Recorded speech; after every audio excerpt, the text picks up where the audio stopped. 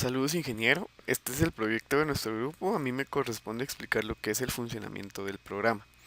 Como primera parte tenemos una clase principal llamada empresa, en donde van a estar todas nuestras funciones y métodos que nos van a permitir controlar el funcionamiento del programa.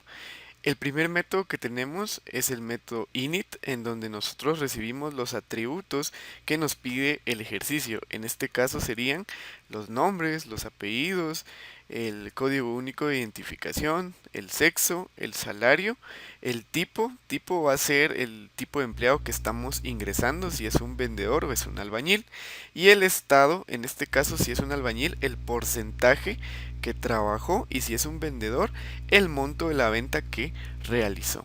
Entonces aquí inicializamos los parámetros del método init, ¿verdad? Haciendo referencia siempre a sí misma a la clase, ya que luego vamos a instanciar algunos objetos. Luego tenemos lo que es el método str.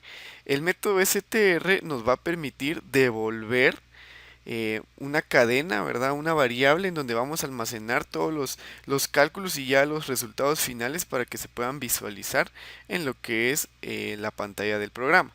Veamos acá, primero tenemos una condición if en donde vamos a comparar o vamos a evaluar si el empleado que estamos ingresando es un albañil o es un vendedor, haciendo referencia al tipo de empleado. Self.tipo, si es igual a albañil, o sea, si estamos hablando de un albañil, entonces vamos a realizar una segunda comparación para verificar que el porcentaje trabajado sea mayor o igual al 60% para aplicarle un pequeño aumento al salario que tiene del 2%. Entonces, este aumento que va a tener, si el porcentaje trabajado es mayor a 60, lo vamos a almacenar en una variable que le vamos a llamar nuevo salario. Entonces, el nuevo salario va a ser igual al salario inicial más el salario que tiene por el 0.02, que en este caso es el 2% de su salario inicial. Este va a ser el nuevo salario. De lo contrario, si no cumplió con el 60% del trabajo, entonces el salario se mantiene y la variable nuevo salario se iguala al salario inicial que tenía. Luego, declaramos una variable con el nombre de cadena en donde vamos a desplegar la información que vamos a que ya se calculó. En este caso, los datos del empleado, que sería un albañil, ya que ya realizamos una comparación acá arriba, ya sabemos que es un albañil. Vamos a desplegar los nombres, los apellidos, el código único de identificación. Aquí usamos este método para poder transformar los números enteros a una cadena de texto. Luego vamos a mostrar el puesto que tiene en este caso nuestro empleado, que sería el albañil, el porcentaje trabajado, que en este caso pues también lo debemos de transformar a un string, a una cadena de texto, ya que lo trabajamos con eh, enteros. El sexo, el salario base, es decir, lo que ganaba originalmente, y el salario con aumentos, si en caso pues haya trabajado más del 60%, como lo especifica el ejercicio. De lo contrario, en este caso, este else hace referencia a este if que estamos trabajando acá arriba. Es decir, si no es un albañil, por lógica va a ser un vendedor, ya que no tenemos un tercer tipo de empleado, no hacemos una comparación para verificar que sea vendedor, sino asumimos que al no ser un albañil, va a ser un vendedor. Entonces ya aquí, para los vendedores, se deben de cumplir otros parámetros. Los parámetros son los siguientes. Vamos a verificar el estado, que va a ser la cantidad o el monto que vendió el vendedor. Entonces, si el monto vendido es menor a 185,000, el estado de ventas se va a mostrar como con un mensaje de las ventas bajaron, y el nuevo salario se va a mantener al salario original, ya que no amerita un aumento debido a que su monto vendido pues no alcanzó la meta estipulada. Ahora bien, vamos a realizar una segunda comparación. Si el estado, o es decir, la cantidad vendida es igual a 185,000, entonces el estado de ventas va a ser un mensaje que diga las ventas alcanzaron la meta. Como alcanzó la meta, el empleado tiene derecho a un aumento del 2%. Eso quiere decir que para nuestra variable nuevo salario le vamos a agregar un salario por el 0.02, que en este caso es la suma que tenemos acá, para poder darle su pequeño aumento al empleado. Y una tercera comparación con un bloque if para aquellos empleados que hayan sobrepasado la meta, es decir, que su monto de ventas o la variable estado sea mayor a 185,000. Si esto sucede, el estado de ventas va a ser un mensaje que diga las ventas subieron y el nuevo salario va a ser el salario original más el salario por el 0.06, es decir, un aumento del 6%. Luego, en la variable cadena, si se dan cuenta, pues es la misma variable que tenemos aquí arriba, ya que al final, por el método str que estamos utilizando, vamos a utilizar el return para poder devolver la variable cadena. Acá en la variable cadena podemos observar los datos del empleado, que en este caso va a ser un vendedor. ¿Cómo sabemos que es un vendedor? Pues por la comparación que realizamos al inicio, ¿verdad? Ya que si no es un albañil, no se está cumpliendo lo de acá. Por medio del bloque else, nosotros sabemos que es un vendedor. Vamos a mostrar los datos del vendedor, los nombres, los apellidos, el código único de identificación. Igual hay que transformarlo a un string, a una cadena de texto para poder mostrarlo en pantalla. Luego tenemos lo que es el puesto, y ya sabemos que es un vendedor, el monto vendido, que en este caso va a ser el estado. El estado también hay que transformarlo a cadena por medio del bloque del método str.